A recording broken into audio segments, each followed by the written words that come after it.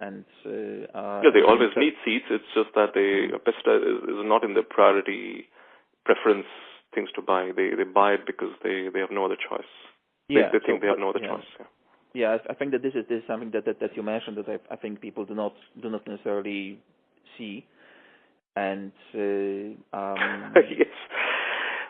Look, I mean, I'm involved with different companies, right? I'm working hand in hand at the ground level with farmers across the world, right?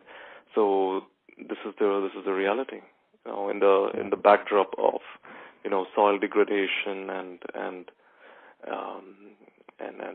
general long-term productivity decline prospects because of climate change and so on.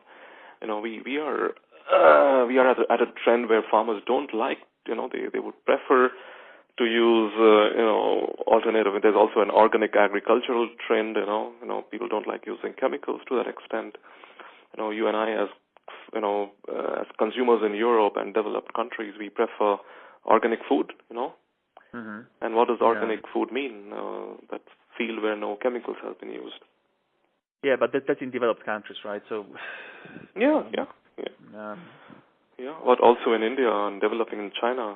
Look at the organic store initiative startups that has come up. I'm involved with them at the ground level. So I see much more than from the narrow perspective of chemicals, and I've worked there long enough to know that yes, the trend is still positive for custom manufacturing.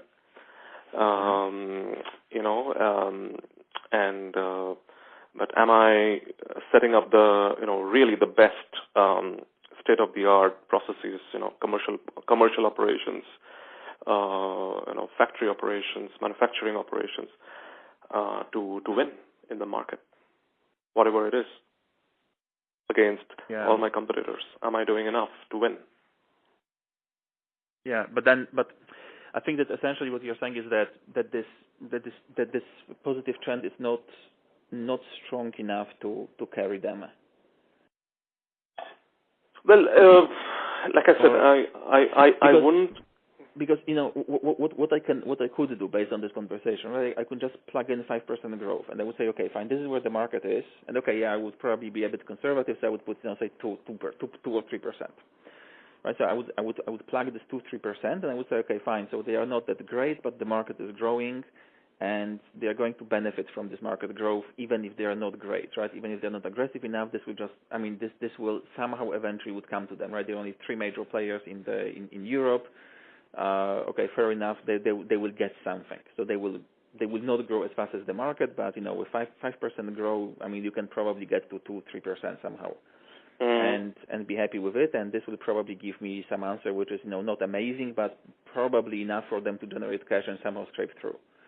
And if I really believe in this growth, if I Premier and really believe in this growth, and probably I can cut some costs here and there, I can somehow make it sustainable, and I can sell it at least at the level that covers the debt and gives me a little bit of equity. I make a loss as Premier, but I'm out, and I'm not it's not a major embarrassment.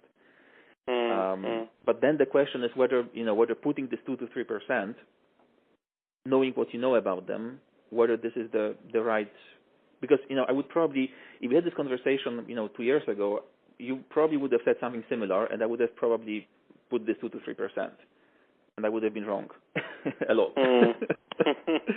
Yeah. So and it comes down basically to the product portfolio they have. It comes down to that. Yeah. Do I have the right products or the wrong products? Very simple. Yeah. But your thinking would be that they don't have right products, or? Well, absolutely. The market, the numbers speak for itself. Yeah, but this is Yeah. But you think that there's something more structural, because you could say that maybe they have the right products, and these right products will just pop in. They just delayed, right? And it comes 2019, they all come online, and they grow 5% again.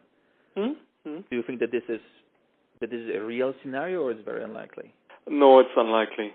2019 is too short, but if the market improves, if they have the best-in-class management,